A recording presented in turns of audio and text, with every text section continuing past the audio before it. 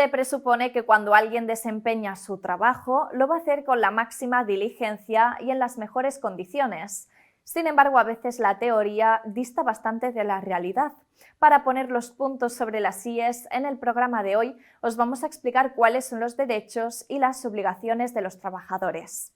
La norma que regula los derechos y obligaciones fundamentales del trabajador es el texto refundido de la Ley del Estatuto de los Trabajadores, concretamente en sus artículos 4 y 5. En su artículo 4.1 estipula que los derechos básicos del trabajador, que son el derecho a trabajo y a la libre elección de profesión u oficio. También se expone el derecho de libre sindicación, es decir, a la posibilidad de formar parte de un sindicato para defender sus intereses individuales. Otro derecho básico es la negociación colectiva, con la que los trabajadores pueden discutir sus condiciones laborales a través de un convenio común.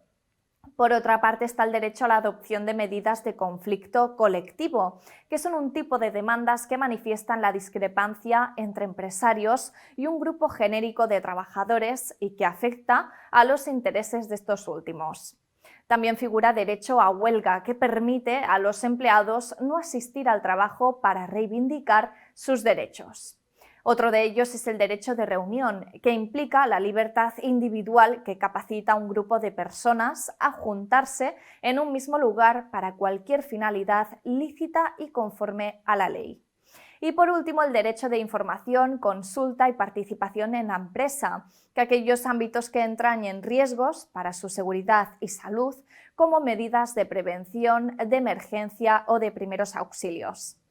Del mismo modo, en el punto 2 de este mismo artículo, el Estatuto reconoce otros derechos y deberes derivados del contrato de trabajo, que tienen que ver con el día a día laboral.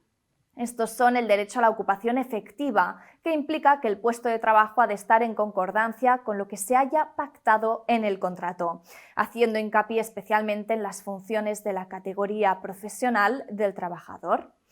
El derecho a la promoción y formación profesional en el trabajo. Esto significa que el trabajador tiene derecho a formarse y a acceder a los mecanismos de promoción interna de la empresa para poder ascender y mejorar en su trabajo.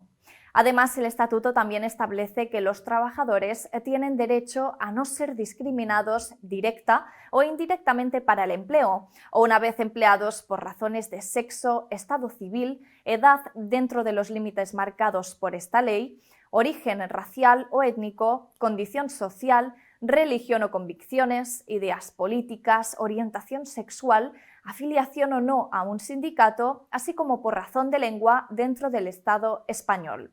Tampoco podrán ser discriminados por razón de discapacidad, siempre que se hallasen en condiciones de aptitud para desempeñar el trabajo o empleo de que se trate. También se establece el derecho del trabajador a salvaguardar su integridad tanto física como mental, mediante una correcta política de prevención de riesgos laborales.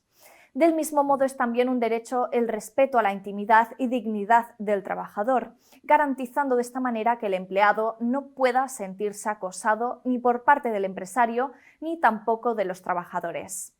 Cobrar a final de mes, es decir, recibir la remuneración pactada o legalmente establecida. No ocurre porque esté estipulado en el contrato que ha firmado el trabajador, sino porque es un derecho del trabajador. El Estatuto de los Trabajadores también indica que el trabajador tiene derecho al ejercicio individual de las acciones derivadas de su contrato. Esto significa que el empleado tiene derecho a reclamar todo lo que le corresponda por contrato sin tener que prescindir de nada. Y finalmente, además de los derechos que hemos comentado, el trabajador, si así lo estipula su contrato, puede que adquiera más.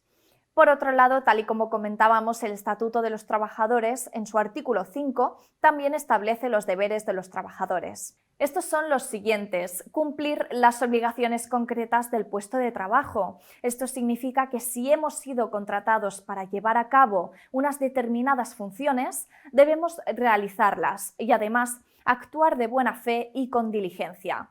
Otro deber es obedecer a las medidas de seguridad e higiene que estén estipuladas. Por ejemplo, si hay que llevar equipos de protección individual o cumplir con una serie de protocolos. Otra obligación del empleado es el de acatar las órdenes e instrucciones que el empresario le demande.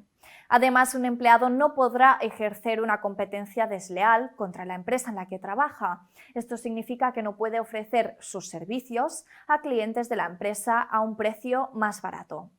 Un trabajador también debe contribuir a mejorar la productividad de la empresa, es decir, ha de llevar a cabo su trabajo con responsabilidad, nunca por debajo de sus capacidades.